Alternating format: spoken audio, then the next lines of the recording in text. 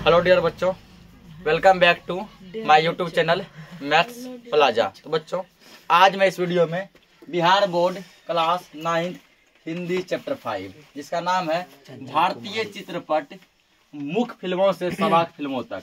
मुख्य का मतलब होता है गूंगा, ठीक ना। पहले हमारे भारत में जो फिल्म बनता था उसमें आवाज नहीं होता था, केवल हम लोग उसको देखते थे, ठीक ना। ब्लैक एंड व्हाइट में रहता था, मतलब उजला और काला, और केवल क्या करते थे, देखते थे, उसमें कोई आवाज नहीं रहता था, गूंगा वाला फिल्म रहता था। और सबाक मतलब बोलने वाली फिल्म। तो इसमें जो दिया गया है गूंगे फिल्म से बोलने वाली फिल्म तक का पूरा कहानी दिया गया, ठीक ना। कि पहले बिना बोलने वाली फिल्म बनती थी, उसके बाद जो इतना डेवलप हो गया कि और ब्लैक एंड व्हाइट पहले बनता था, ठीक ना, उजला काला में। अब देखो रंगीन में बनने लगा और बोलने वाला फिल्म में बनने लगा। यहाँ तक का सफर जो है इसमें बताया गया है। ये पाठ का एक निबंध है, ये पाठ का एक निबंध है और इसको लिखे कौन है, तो अमृतलाल नागर, ठीक ना। यानी इस पाठ के जो लेखक हैं वो है अमृतलाल नागर। तो पहले हम लोग अमृतलाल नागर जी का क्या देखेंगे, जीवन परिचय देखेंगे, ठीक ना। देखेंगे यहाँ पे लेखक का जीवन परिचय।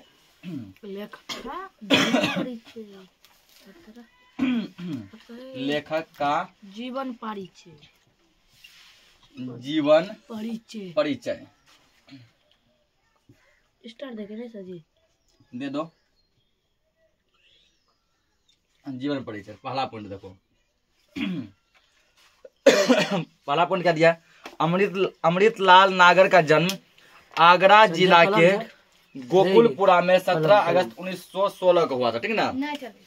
तो आगरा जिला कहाँ पर है, तो ये उत्तर प्रदेश में। कहाँ पे है, उत्तर प्रदेश में, याद रखना। क्योंकि और आगरा में ही क्या ताजमहल है, ठीक ना। हम आगरा में ही ताजमहल है। तो लिखना यहाँ पे अमृतलाल नागर का जन्म, नागर का जन्म आगरा जिला के, हल्ला मत कीजिए, आगरा, ठीक ना, आगरा जिला, ब्रैकेट में इसका लिख दो क्या, तो उत्तर प्रदेश, ताकि पता चलेगा आगरा जिला कहाँ है ना। तो कुछ बच्चा समझ जाए सब आगरा तो बिहार में है, ठीक ना। तो ब्रैकेट में क्या लिख देंगे, उत्तर प्रदेश। तो आगरा क्या, उत्तर प्रदेश का एक जिला है, ठीक ना। तो अमृतलाल नागर का जन्म आगरा जिला के गोकुलपुरा में, गोकुलपुरा में 17 अगस्त 1916 को हुआ था। 17 अगस्त 1916 को हुआ था। 1916 को हुआ था। अब देखो क्वेश्चन ये पूछेगा अमृतलाल नागर का जन्म किस राज्य में हुआ था। राज्य पूछे तो उत्तर प्रदेश में। कहाँ हुआ था, उत्तर प्रदेश में। पूछे कहाँ हुआ था, तब बोलना है उत्तर प्रदेश के आगरा जिला के गोकुलपुरा गांव में, ठीक। पूछेगा कब हुआ था, 17 अगस्त 1916 ईस्वी को, ठीक है। 17 अगस्त 1916 ईस्वी को इसका जन्म हुआ था। देखा, ठीक है, समझ गया कब हुआ था, कहाँ हुआ था। आगे देखो, वे मूलतः गुजराती थे, ठीक ना। देखो इसका गोकुलपुरा उनका ननिहाल था और वे मूलतः गुजराती थे। यानी कि इसका जन्म जो हुआ है ना, नानी के घर हुआ है, ठीक ना। गोकुलपुरा क्या था, अमृतलाल नागर का ननिहाल था। पूछ सकता है कि जहाँ पर अमृतलाल नागर का जन्म हुआ था गोकुलपुरा गांव में, वो क्या था, तो वो इसका ननिहाल था। क्या था, ननिहाल था। इसका हकीकत घर कहाँ था, ये गुजरात के थे। कहाँ के थे, गुजरात के थे, यानी कि ये गुजराती थे, ठीक ना। ये पूछ सकता क्वेश्चन, कहीं कहीं इम्पोर्टेंट लग रहा है कि अमृतलाल नागर जी का जो है गोकुलपुरा से क्या संबंध था। तो गोकुलपुरा इसका ननिहाल था। गोकुलपुरा क्या था, इसका ननिहाल था। यार लिख दो दूसरा पॉइंट, ठीक ना। दूसरा पॉइंट क्या लिखेंगे कि गोकुलपुरा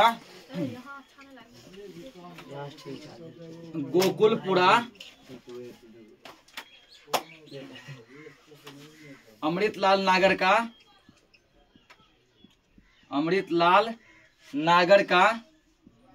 ननिहाल था। क्या था, यानी इसका घर, इसका जन्म जो है ना अपने नानी के घर ही हुआ था। यानी जब इसका जन्म हुआ होगा, ठीक ना, इसकी मम्मी जो है ना वहीं पे अपने मायके में होगी, ठीक ना। गोकुलपुरा अमृतलाल नागर का ननिहाल था। क्या था इसका ननिहाल था, ठीक ना। तो ये हकीकत में कहाँ के थे? ये गुजराती थे। कहाँ के थे? गुजराती थे, ठीक ना। ये गुजरात के थे, गुजरात राज्य के, जहाँ के की नरेंद्र मोदी जी हैं। लिखो कि अमृतलाल नागर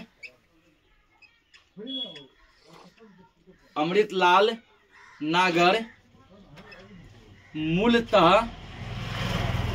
यहाँ खास करके, ठीक ना, मूलतः कहाँ के थे? तो गुजराती थे, मूलतः गुजराती थे, ठीक। अब समझते हैं। उनके पितामह पंडित शिवराम नागर 1895 ईस्वी में लखनऊ वासी हो गए थे, ठीक ना। उनके जो पितामह है, पितामह का मतलब होता है मान के चलो दादाजी, ठीक ना। क्या हो गया? दादाजी। ये क्या हो गए?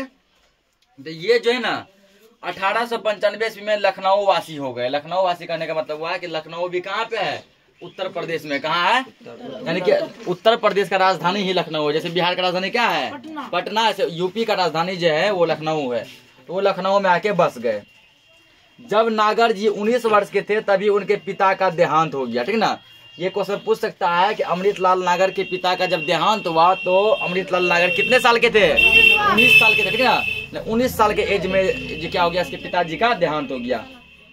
अर्थोपार्जन की व्यवस्था के कारण उनकी विधिवत शिक्षा हाई स्कूल तक ही हुई, किंतु निरंतर स्वाध्याय द्वारा साहित्य, इतिहास, पुराण, पुरातत्व, समाज शास्त्र, मनोविज्ञान आदि विषयों पर तथा हिंदी, अंग्रेजी, मराठी, बंगला आदि भाषाओं पर अधिकार हुआ।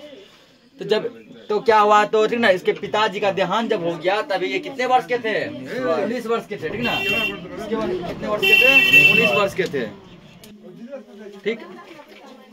तो इसके पिताजी का देहांत जो हो गया तो ये ज्यादा तक नहीं पढ़ पाए, केवल हाई स्कूल तक ही पढ़े, ठीक ना।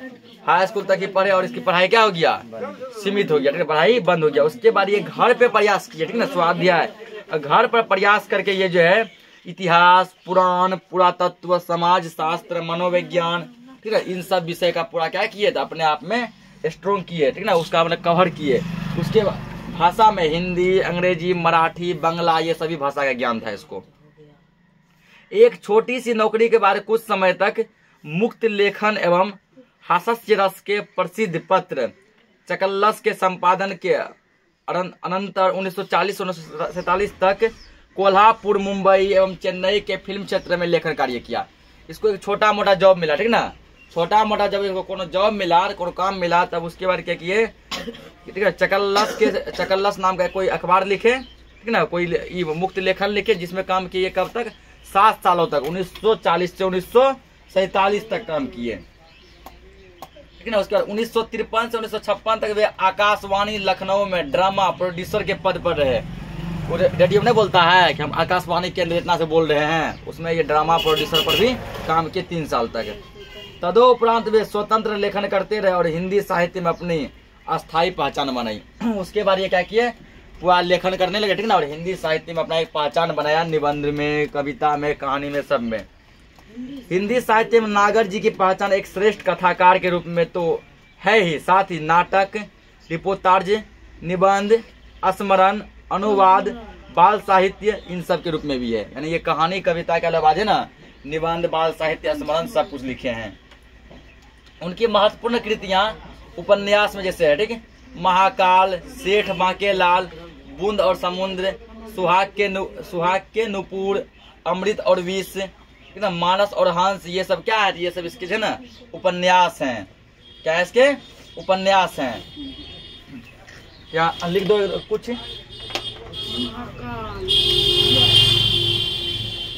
इतना जैसे, ठीक ना।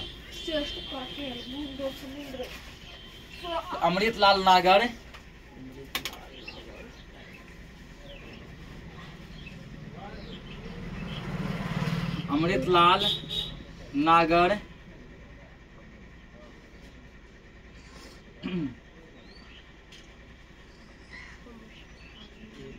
के द्वारा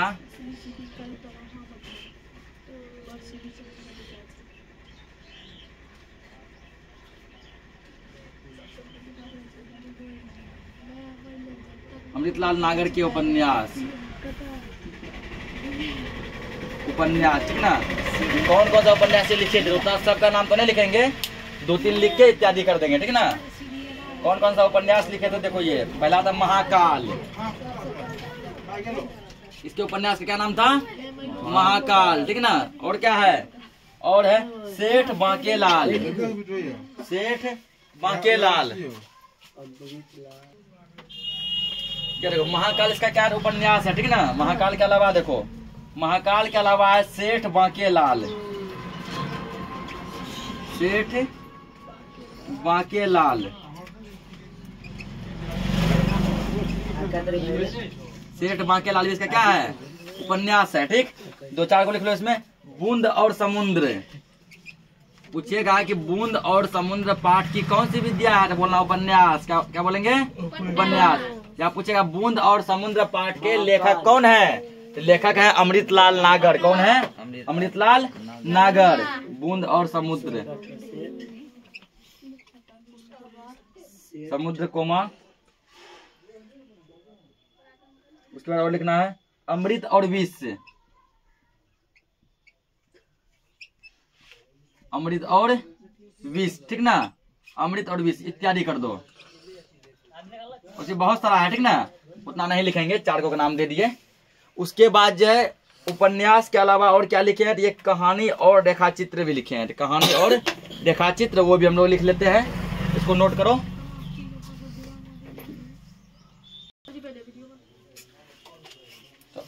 तो इसका क्या देख उपन्यास देखे। अब देखो कहानी एवं रेखाचित्र, पॉइंट नंबर 5वां होगा ना। 5वां पॉइंट में क्या हम लोग देखेंगे, अमृतलाल नागर के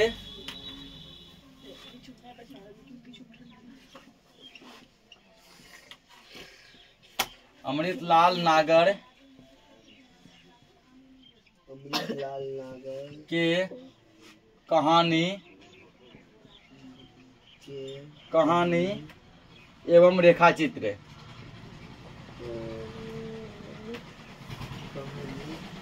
कहने बताओ कौन कौन सा कहानी और कौन कौन सा रेखाचित्र ये लिखे हैं, ठीक ना।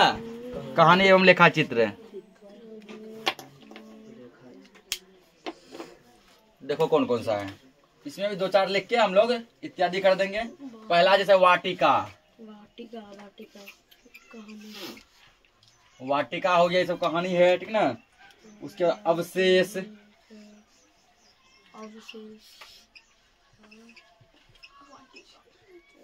अवशेष, अवशेष के बाद जैसे हो गया तुमको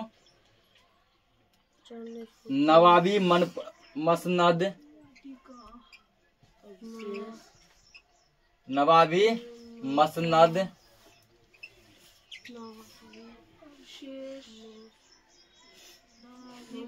तुलाराम शास्त्री, ले दो, एक दिल हजार दास्तां,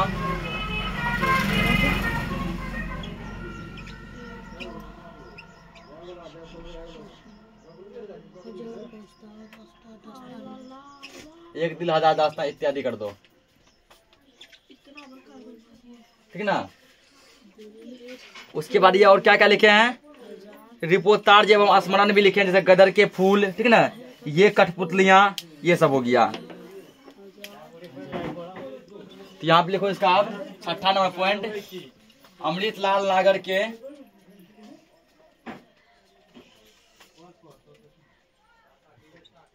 अमृतलाल नागर के रिपोर्तार्ज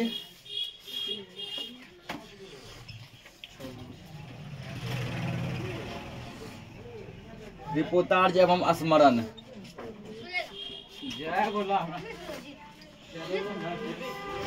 संस्मरण है।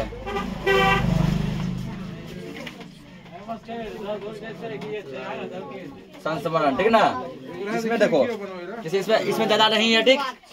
इसमें है तुमको जैसे 2 गो है, 2 कौन कौन है, 2 गो है गदर के फूल,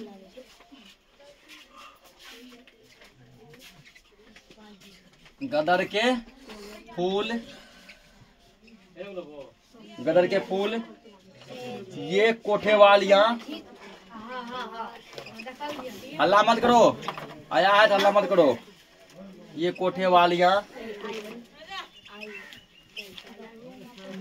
ये हो गया, ठीक ना। उसके बाद और क्या लिखे, ये अनुवाद भी लिखे हैं, ठीक। ऐसे देखो बहुत सारा, ठीक ना। तो उसके बाद ये अनुवाद लिखे हैं। अनुवाद में क्या क्या है, बिसाती, प्रेम निंदिया, आजा। उसके बाद ये देखो निबंध में है फिल्म क्षेत्र, रंग क्षेत्र, बाल साहित्य में जैसे नटखटी चाची, ठीक ना, निंदिया आजा, बजरंगी नौरंगी, बाल महाभारत, ये सब है। नागर जी को बुल और समुद्र पर काशी नागरी प्रचारिणी सभा का बटुक प्रसाद पुरस्कार मिला था, ठीक ना। इसका जो है ये कौन सा, तो बूंद और समुद्र, बूंद और समुद्र, इसको जो है इसमें एक पुरस्कार मिला था। कौन सा पुरस्कार, बटुक प्रसाद पुरस्कार, ठीक ना। उस पर सुहाग के नुपुर पर उत्तर प्रदेश शासन का प्रेमचंद पुरस्कार मिला था, ठीक। अमृत और विश्व पर साहित्य अकादमी पुरस्कार एवं सोवियत लैंड नेहरू पुरस्कार मिला था। तो पुरस्कार के बारे में लिख लो इसमें। अरे हल्ला मत करो, नहीं तो जाओ अभी। इसमें लिखेंगे इसको, ठीक ना।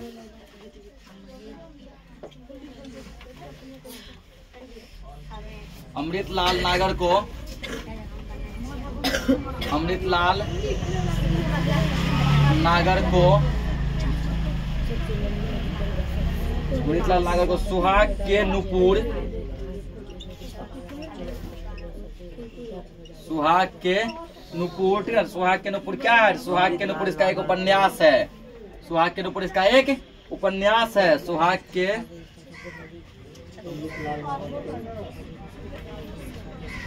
के नुपुर पाठ पर, सुहाग के नुपुर पाठ पर, ठीक ना, क्या मिला था, तो उत्तर प्रदेश शासन का पाठ पर, उत्तर प्रदेश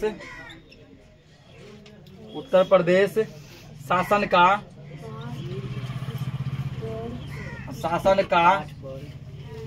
प्रेमचंद पुरस्कार, प्रेमचंद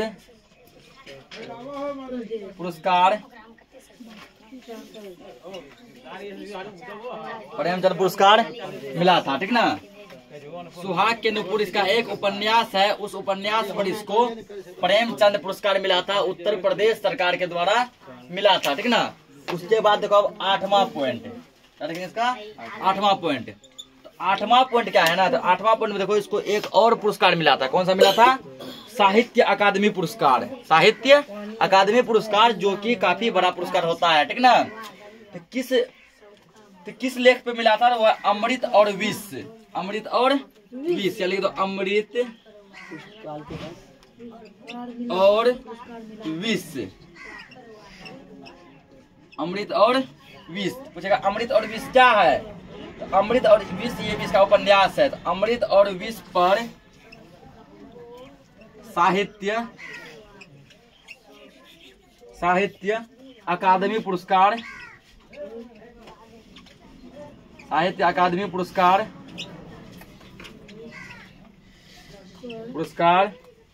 एवं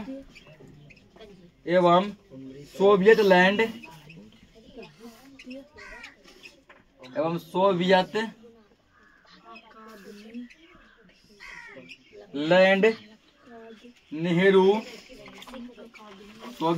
नेहरू पुरस्कार मिला। उसके बाद इसका अमृत और विष ये पाठ भी क्या है, निबंध है, ठीक ना। इस निबंध पे इसको 2 पुरस्कार मिला, पहला साहित्य अकादमी पुरस्कार, दूसरा सोवियत लैंड पुरस्कार, ये दोनों मिला था, ठीक ना। अब हम लोग आते हैं निबंध पर। तो लेखक का पूरा जीवन परिचय समझ लिए, अब आ जाओ निबंध पर। प्रस्तुत निबंध भारतीय चित्रपट मुख्य से संवाद फिल्मों तक उसके प्रसिद्ध निबंध संग्रह फिल्म क्षेत्र रंग क्षेत्र से लिया गया है। पूछेगा कि ये निबंध कहाँ से लिया गया है, तो फिल्म क्षेत्र रंग क्षेत्र से लिया गया है।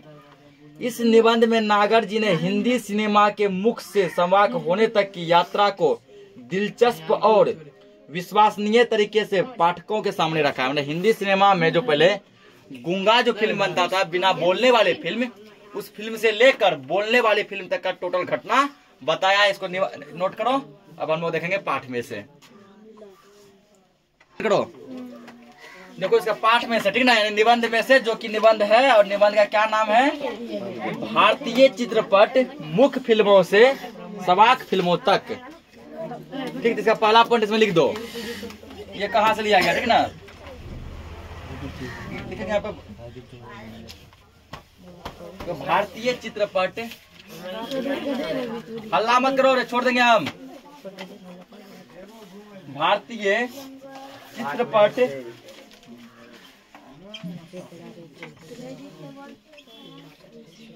चित्रपट मुख्य से सबाक फिल्मों तक, मुख्य से मतलब बिना बोलने वाली फिल्म से बोलने वाली फिल्म तक, ठीक ना, फिल्मों तक, फिल्मों तक, ठीक ना। ये पाठ जो कहाँ से लिया गया है? ये पाठ लिया गया है उनके प्रसिद्ध निबंध संग्रह, उनके मतलब किनके? अमृतलाल नागर के, ठीक ना, तक उनके प्रसिद्ध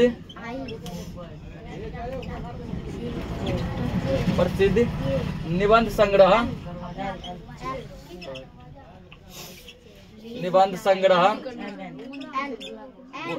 अरे हल्ला मत, जोर से मत पढ़ो। इसका मतलब वाट, उनके मतलब कि अमृतलाल नागर का प्रसिद्ध एक निबंध संग्रह है जिसका नाम है फिल्म क्षेत्र रंग क्षेत्र, ठीक ना। कौन सा निबंध है? फिल्म क्षेत्र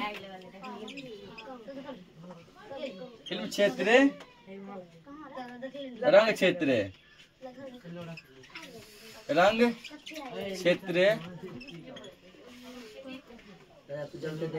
से लिया गया है।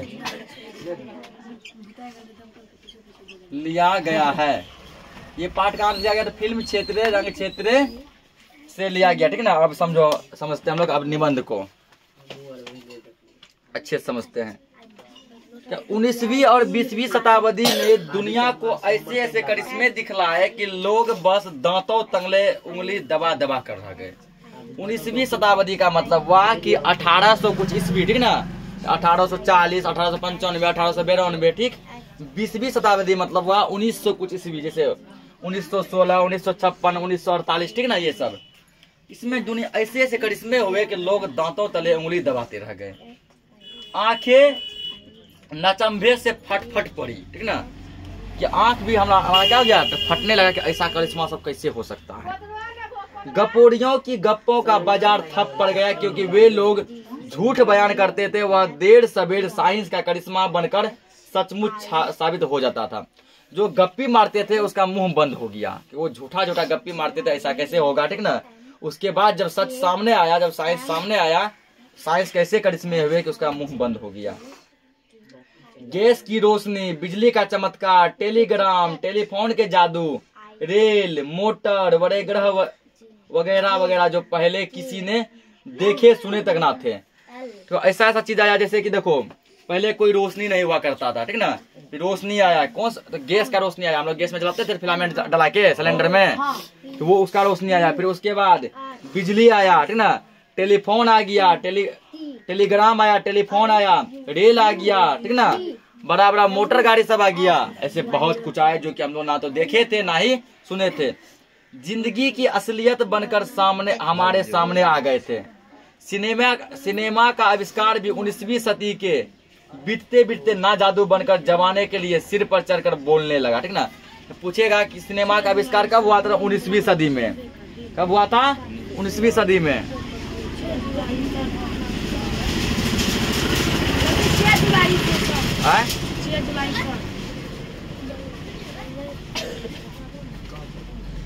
ठीक है, तो उसके बाद देखो यहाँ पे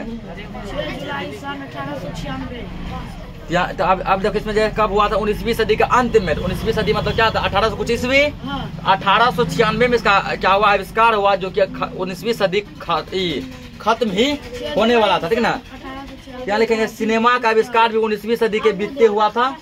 6 जुलाई 1896 का दिन हिंदुस्तान और खासकर बम्बई के लिए एक अनोखा दिन था। उस टाइम जो है ना, इसका नाम मुंबई नहीं बल्कि बम्बई था। और ये जो बम्बई के लिए, हिंदुस्तान के लिए, पूरे भारत के लिए खास दिन था। क्यों था? जब पहली बार भारत में सिनेमा दिखलाया गया था, ठीक ना। तो लिखेंगे यहाँ पे भारत में पहली बार सिनेमा कब दिखलाया गया था। ये क्वेश्चन पूछा जा सकता है कि भारत में पहली बार सिनेमा कब और कहाँ दिखलाया गया था। यानी कि 6 जुलाई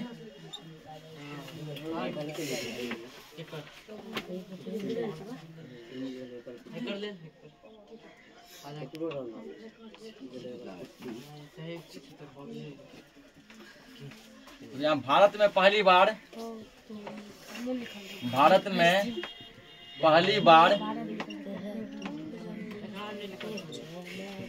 बार 6 जुलाई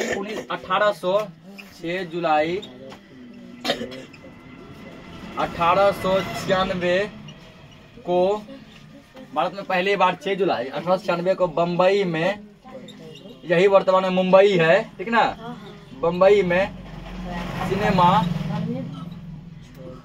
सिनेमा दिखलाया गया था।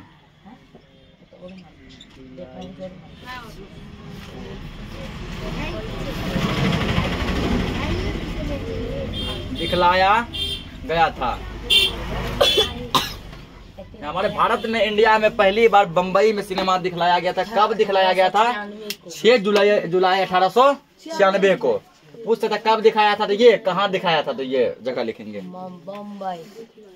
अखबारों में विज्ञापन निकला कि जिंदा तिलस्मात देखिए, फोटिए आपको चलती फिरती दौड़ती दिखलाई पड़ेगी, ठीक ना।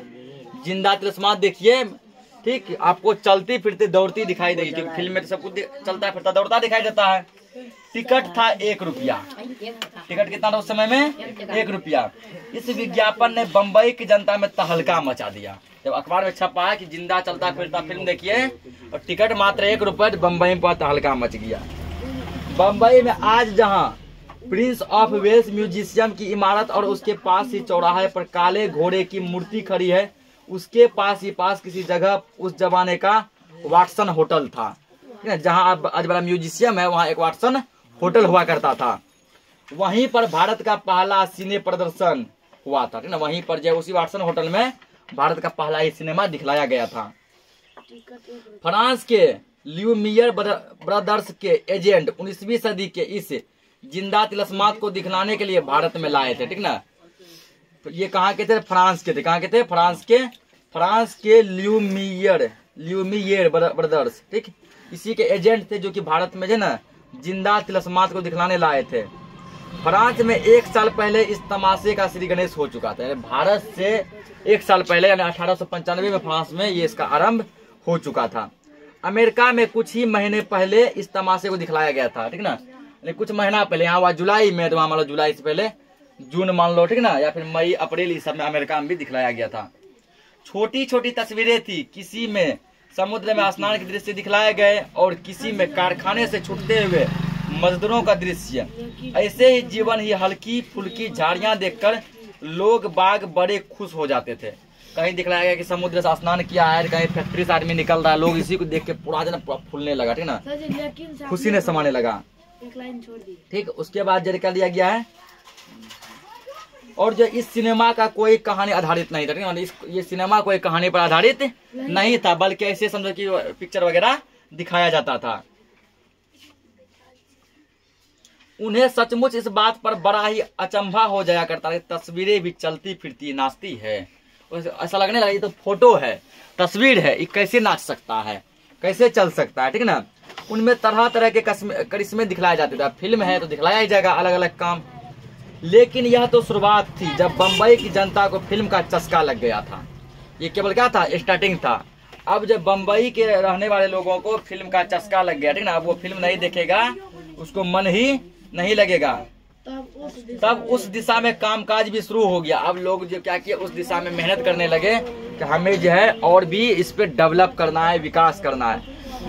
एक विलायती कंपनियां अपने प्रोजेक्टर और कैमरे वहां ले आए और 1897 में पहली बार बम्बई की जनता को रुपहले पर्दे पर कुछ भारतीय दृश्य देखने को मिले।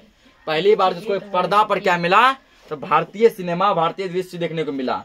बम्बई की नारली पूर्णिमा यानी रक्षाबंधन का त्योहार, दिल्ली के लाल किले और अशोक की लाट वगैरह के चंद दृश्यों की झलक के साथ साथ लखनऊ में इमाम बाड़े भी रुपहले पर्दे पर चमके। ठीक ना, उस रुपहले पर्दे पर क्या क्या दिखलाए गए थे? तो दिल्ली का लाल किला, बम्बई की नारली पूर्णिमा, रक्षाबंधन का पर्व, ये सब उस पर जो है पर्दा पे पिक्चर में दिखाया गया था। बम्बई के अलावा कलकत्ते में भी मिस्टर स्टीवेंसन नाम के एक अंग्रेज सज्जन ने स्टार थिएटर की स्थापना करके फिल्मी धंधे को बढ़ाना शुरू कर दिया। तो पूछेगा कलकत्ते में जो है स्टार थिएटर की स्थापना किसने की थी? ये पूछा जा सकता है, ये पॉइंट लिख लो।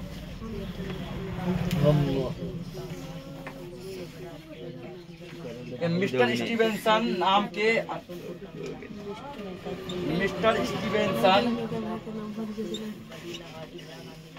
मिस्टर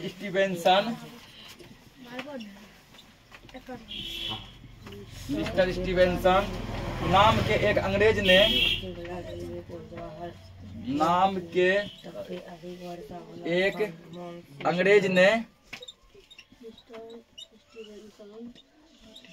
ने कलकत्ते में, उसका अभी वर्तमान नाम है कोलकाता, ठीक ना, तभी नाम था कलकत्ता।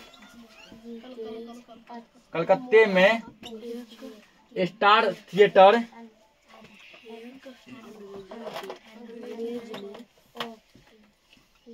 की स्थापना की। पूछा जा सकता है कि स्टार थिएटर की स्थापना किसने की? एक अंग्रेज था, उसका नाम था मिस्टर स्टीवेंसन। इसी ने कहां पर की थी? कलकत्ता में की थी। उस जमाने में इस वायोस्कोप के नाम से पुकारा जाता था, ठीक है। उस जमाने में इसको वायोस्कोप कहा जाता था। क्या कहा जाता था? वायोस्कोप। बम्बई, कलकत्ते की इन विदेशी कंपनियों ने भारत के अन्य नगरों में भी चलती फिरती तस्वीरें के तमाशे दिखाने आरंभ कर दिए थे। ये सब विदेश के कंपनी थे, ठीक ना। अब क्या किए, बम्बई और कलकत्ता के अलावा भारत के अलग अलग नगर में भी क्या किए, तो इसको शुरू कर दिए, ठीक ना। इसको शुरू कर दिए। भारत में इस नए काम को शुरू करने वाले पहले व्यक्ति एक साबे दादा थे, ठीक है। भारत में जो है फिल्मी दुनिया का आरंभ करने वाले पहले व्यक्ति थे साबे दादा। दुर्भाग्यवश उनका असली नाम मैं भूल गया हूँ, ठीक ना। लेखक कहते हैं कि मुझे उसका असली नाम पता नहीं है, लेकिन लोग उसको साबे दादा के नाम से पुकारते थे। मैं सन 1941 में जब स्वर्गीय मास्टर विनायक की एक फिल्म संगम लिखने के लिए कोल्हापुर गया था, जब शालिनी स्टूडियोज में उनके दर्शन प्राप्त करने का सौभाग्य मुझे मिला था, ठीक ना। तो लेखक जो है 1941 ईस्वी में कहाँ गए थे? तो कोल्हापुर गए थे, ठीक। क्या लिखने गए थे? तो एक फिल्म लिखने गए थे जिसका नाम था संगम, ठीक ना। संगम पे ये अपना क्या किए थे? लिखने गए थे, तब उसका दर्शन प्राप्त हुआ था। मझोले कद के गोरे चिट्टे दुबली पतली काया वाले साबे दादा को देखकर कोई यह कल्पना भी नहीं कर सकता था कि ये अपने जमाने में बहुत बड़े कैमरामैन और भारतीय फिल्म व्यवसाय के आदि पुरुष रहे होंगे, ठीक ना। उसका कद कुछ लंबा नहीं था, कुछ नाटा भी नहीं था, ठीक ना। मंझला कद के थे, ठीक। तो उसको देख के कोई ये नहीं कहा था ये अपने जमाने में बहुत फेमस कैमरामैन थे, ठीक ना। मुझे तो अब याद नहीं कि साबे दादा कोल्हापुर ही के निवासी थे या बम्बई के। उसको ये पता नहीं है कि साबे दादा कहाँ के थे, कोल्हापुर के थे कि बम्बई के थे।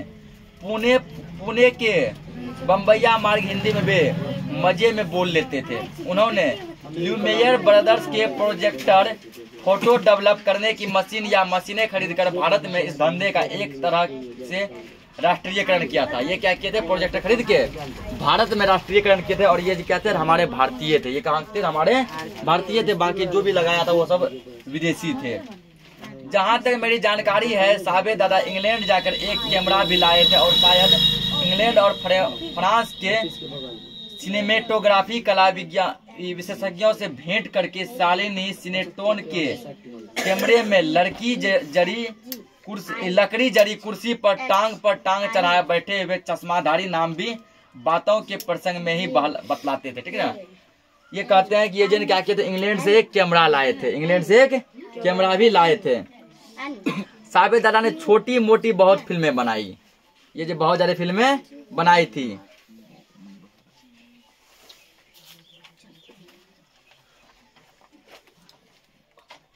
इसका एक यहाँ पॉइंट बन सकता है, ठीक ना, कि भारत में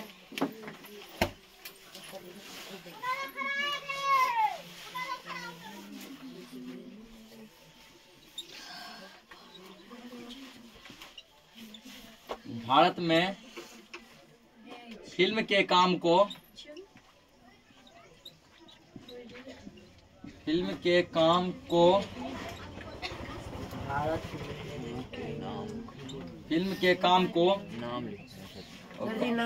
काम दो। भारत में फिल्म के काम को शुरू करने वाले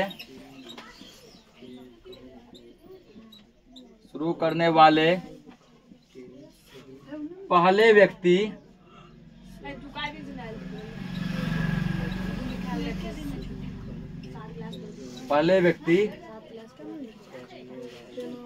साबेदादा थे।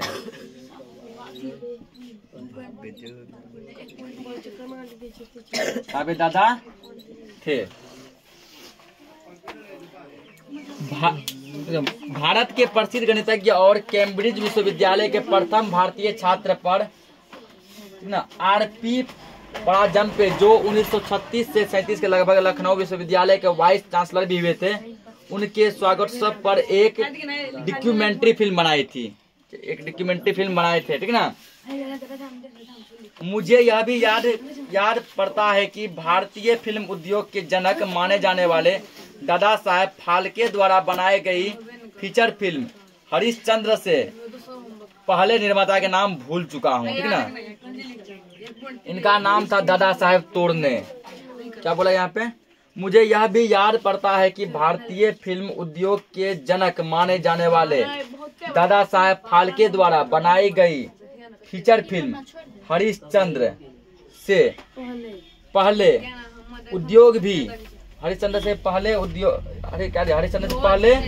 भी एक फीचर फिल्म बनी थी। उनका नाम शायद भक्त पुंडलिक था, ठीक ना। दुर्भाग्यवश मैं उसके फिल्म दादा साहेब फाल्के ने क्या दिया, दुर्भाग्यवश मैं निर्माता का नाम भूल चुका हूँ। भारत का पहला फिल्म जो है ना हरिश्चंद्र को माना जाता है। भारत का पहला फिल्म किसको माना जाता है? हरिश्चंद्र को। इससे पहले भी एक फिल्म भारत में बन चुका था जिसका नाम था भक्त पुंडलिक, ठीक ना, भक्त पुंडलिक।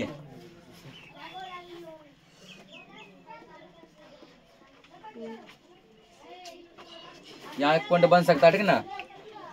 जब मुझे यह फिल्म उद्योग के जनक माने जाने वाले दादा साहेब फाल्के द्वारा बनाई गई फीचर फिल्म हरिश्चंद्र से पहले भी एक फीचर फिल्म बनी थी। उसका नाम शायद भक्त पुंडलिक था।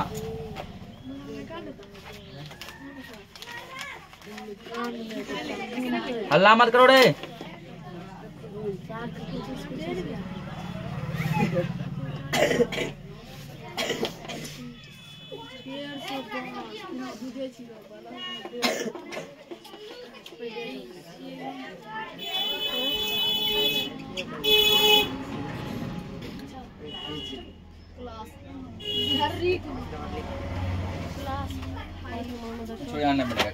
बस याद रखना कि हरिश्चंद्र फिल्म से पहले भी एक फिल्म बन चुका था जिसका नाम क्या था? भक्त पुंडलिक। क्या नाम था? भक्त पुंडलिक, ठीक ना। भक्त पुंडलिक नाम का फिल्म जो है हरिश्चंद्र मूवी से पहले बना था। अरे हल्ला मत करो। अगर यह हो सकता है वह फिल्म दादा साहेब फाल्के ने ही बनाई हो, ठीक ना। हो सकता है वह फिल्म भी किसने बनाई हो? दादा साहेब फाल्के ने ही बनाई हो। जो भी हो, इतिहास ने दादा साहेब फाल्के को ही भारतीय फिल्म उद्योग का जनक माना, साबेदादा को नहीं, ठीक ना। साबेदादा को नहीं, ठीक ना। साबेदादा भले ही काम शुरू किए, लेकिन जो है भारत में जब फिल्म का जनक किसको कहा जाता है तो दादा साहेब फाल्के को। यहाँ लिखेंगे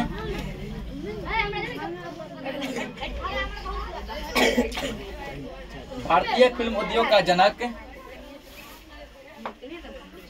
भारतीय फिल्म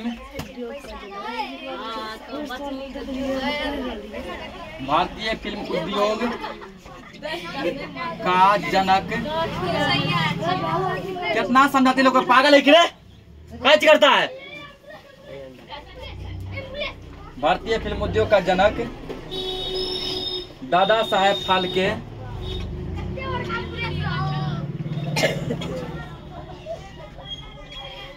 दादा साहब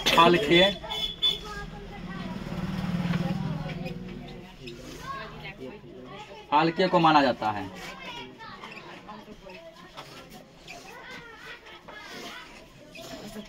तो साबे दादा क्या किए, भारत में फिल्म का काम शुरू किए, ठीक ना। लेकिन भारतीय फिल्म का जनक जो है, भारत के फिल्म का पिता जो है, वो दादा साहब फाल्के को माना जाता है, ठीक। इसका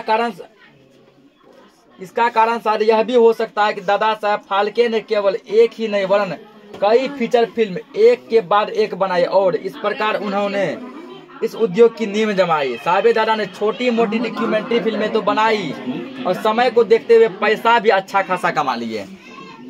यदि पहली फीचर फिल्म भक्त पुंडलिक उन्हीं की बनाई सिद्ध हो तो भी उनकी उपेक्षा दादा साहब फाल्के को ही भारतीय फिल्मों का जनक मानना मेरी समझ में उचित है, ठीक ना।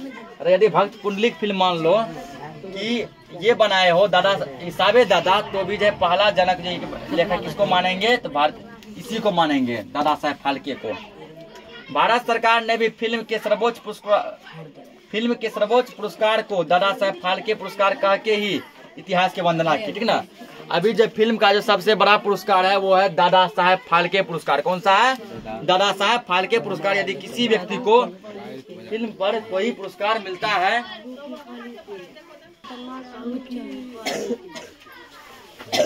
ठीक, तो अभी जो फिल्म के दुनिया में किसी को कोई पुरस्कार मिलता है ना, तो उस पुरस्कार का नाम दिया है तो दादा साहब फाल्के पुरस्कार, ठीक है। इसी के नाम पे उस पुरस्कार का भी नाम पड़ा है। सन 1940 में मेरे मित्र भी किशोर साहू की पहली फिल्म बहुरानी का उद्घाटन हुआ था, ठीक ना। लिखेंगे बहुरानी फिल्म का उद्घाटन कब हुआ था, तो 1940 में। तो ये पॉइंट लिख लो।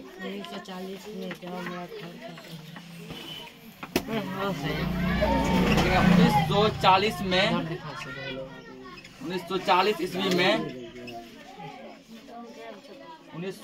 ईस्वी में किशोर साहू की पहली फिल्म,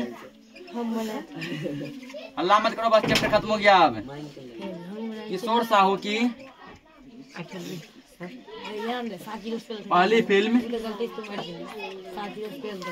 पहली फिल्म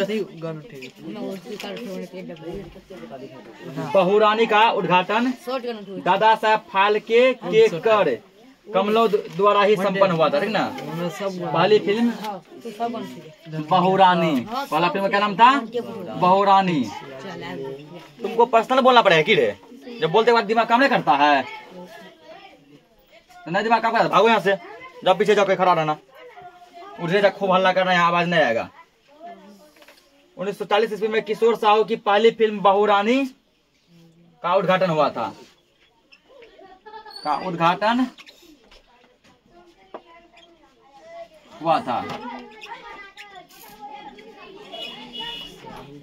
फिर तो पहला फिल्म कौन सा आया था? बहुरानी, ठीक। किसका फिल्म था ये? किशोर साहू का फिल्म था।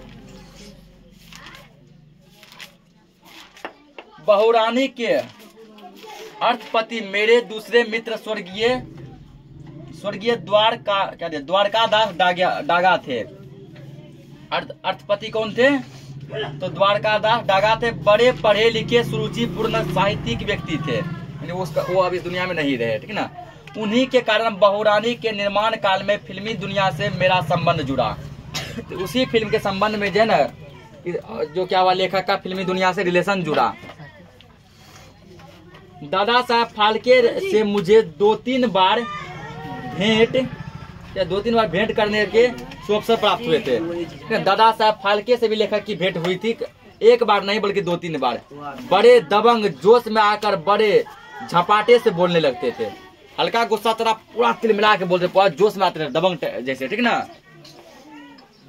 वे स्वयं को बात बात में महत्व देने से तो ना चूकते थे, परंतु उसमें अच्छाई यह थी कि वे नई पीढ़ी के महत्व को एकदम नकारते ना थे। और बात बात में वो अपना पूरा क्या ना वर्चस्व दिखाते थे, ना, कि जो है सो हम हैं, मेरे जैसा कोई नहीं। लेकिन नया पीढ़ी के लिए भी वो खूब सोचते थे कि नई पीढ़ी में ये होना चाहिए, वो होना चाहिए। मुझे अच्छी तरह याद है कि मेरे सामने उन्होंने श्री सीताराम और श्री देवकी बोस की प्रशंसा की थी। दो व्यक्ति, सीताराम और देवकी बोस, जिसका वे तारीफ किए थे। मुख्य चित्रपटों में मुख्य डायरेक्टर आनंद प्रसाद कपूर, जाल मर्चेंट आदि आदि बड़े नामी स्टारों को रजत पट पर लाने वाले बनारस के स्वर्गीय भगवती प्रसाद मिश्र की प्रशंसा भी मैंने उसके मुख से सुनी थी। मुख फिल्म मतलब हुआ, ठीक ना, कौन सा फिल्म, तो बिना बोलने वाली फिल्म। उसके जो स्टार सब थे तो उसका भी ये क्या किए थे, तारीफ किए थे, ठीक ना। दादा साहब फाल्के अपनी फिल्मों के निर्माता, निर्देशक, लेखक, कैमरामैन, प्रोसेसिंग, डेवलपिंग करने वाले, प्रचारक, वितरक सब कुछ एक साथ थे। दादा साहब फाल्के सब कुछ थे, कैमरामैन भी थे, प्रोड्यूसर थे, डायरेक्टर थे, सब कुछ समझिए ऑलराउंडर थे, ठीक ना, सब कुछ थे। मुझे फिल्म व्यवसाय में रहते हुए उनकी सन 1913 में बनाई हुई राजा हरिश्चंद्र फिल्म देखने का अवसर प्राप्त हुआ था। यहाँ पूछेगा कि राजा हरिश्चंद्र फिल्म कब बनी थी, ठीक ना, राजा हरिश्चंद्र फिल्म कब बनी थी, ये पॉइंट लिख लो, कहीं ना कहीं इम्पोर्टेंट है। 1913 ईस्वी में राजा 1913 ईस्वी में हरिश्चंद्र फिल्म बनी थी, ठीक ना। पूछिएगा कि राजा हरिश्चंद्र फिल्म कब बनी थी, 1913 ईस्वी में। कब बनी थी, 1913 ईस्वी में, ध्यान रखना तुम लोग। उसमें स्त्रियों का पार्ट भी पुरुषों ने ही किया था, यानी कि जो महिला बनी थी ना वो पुरुष ही बने थे, ठीक ना, पुरुष ही क्या किए थे, यानी कि आदमी ही औरत का वेश धारण किए थे। श्री फिरोज रंगूनवाला ने अपनी पुस्तक में लिखा है कि दादा साहब फाल्के ने पहले तो वैश्या वर्ग की कुछ स्त्रियां को अपनी फिल्म में काम करने के लिए राजी कर लिया था, लेकिन बाद में कैमरा के सामने आने पर वे शर्मा गई। कैमरा के सामने आने पर वैश्या लोग क्या हो गए, शर्मा गए, और अंत में पुरुषों को ही बोला कि तुम ही लोग महिला बन जाओ। कुछ एक को तो उसके संरक्षक दलाल भी भगा कर ले गए, ठीक ना, दलाल क्या हुआ, कुछ वैश्या को भगा कर लेकर चले गए, लेकर भाग गए। इस प्रकार राजा हरिश्चंद्र की रानी मास्टर साडुके को ही बनाना पड़ा। खैर राजा हरिश्चंद्र के 3 ही महीने बाद उन्होंने मोहिनी भस्मासुर नाम का दूसरा फिल्म बनाया। उनका तीसरा चित्र था लंका दहन। तीसरा फिल्म क्या था, लंका दहन, ठीक ना। पहली बॉक्स ऑफिस पर हिट कही जा सकती है, अपने जमाने में खूब चली थी। लंका दहन जो है बाबा साहब फाल्के का सबसे हिट फिल्म था और तीसरा फिल्म था, ठीक है, तीसरा फिल्म था, हिट फिल्म था। बम्बई के तरह कलकत्ते में एक पारसी व्यवसायी J.F. मादन, जिन्होंने मादन थिएटर नामक सुप्रसिद्ध संस्था की स्थापना की थी। मादन थिएटर नाम क्या, ठीक ना, थिएटर का स्थापना किसने किया था, J.F. मादन। सन 1917 में एल्फिस्टन बायोस्कोप कंपनी नामक फिल्म संस्था चलाई और दादा साहब फाल्के की तरह वे भी फीचर्स फिल्म बनाने लगे। फीचर्स फिल्म का मतलब हुआ बोलने वाली फिल्म, ठीक ना, फीचर्स फिल्म मतलब हुआ बोलने वाली फिल्म। तो पूछ सकता है कि भारत की पहली बोलने वाली फिल्म कौन थी, तो वो थी राजा हरिश्चंद्र, जो कब बना था, 1913 ईस्वी में बना था, ठीक ना। उससे पहले भारत में जो ना बिना बोलने वाला फिल्म चलता था। तो 1913 से 1917 तक फिल्मों में क्रमशः पौराणिक कथानक की अधिकतर हमारे सामने पेश है। पौराणिक जमाने के रामायण, महाभारत, पुराण, इन सब जमाने के फिल्म बनते थे, ठीक ना।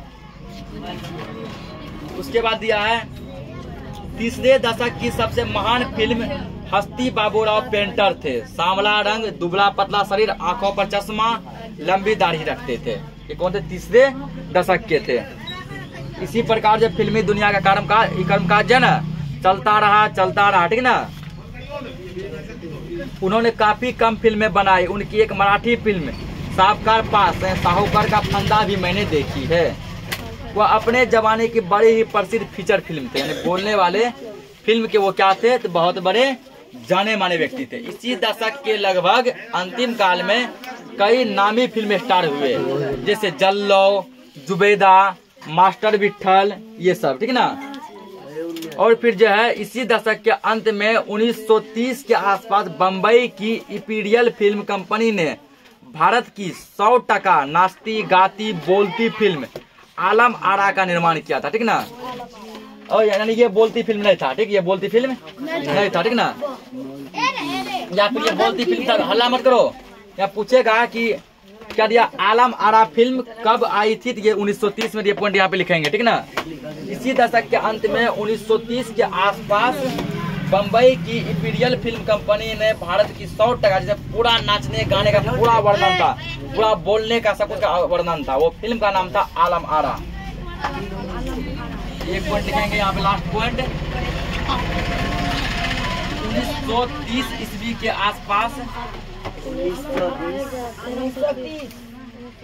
1930 ईस्वी के आसपास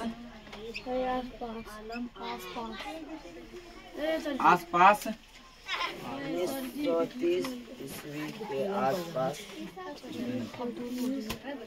आलम आरा आसपास भारत की 1930 ईस्वी के आसपास भारत की बोलती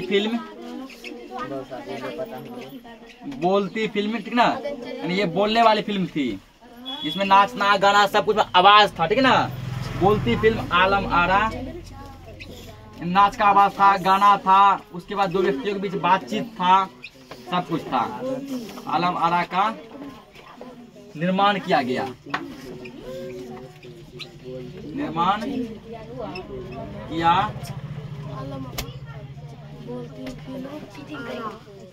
किया गया।